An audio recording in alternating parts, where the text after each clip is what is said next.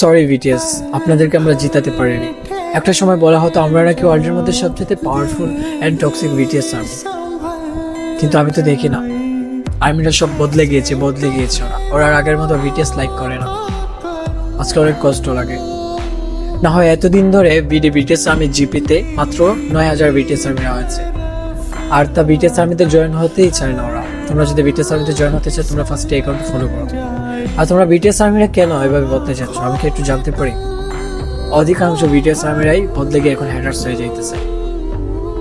So এভাবে আমরা BTS আর্মিদের যে ফ্যান্ডমটা ছিল এটা ভেঙে যাবে, কখনো কল্পনা করা হয়নি।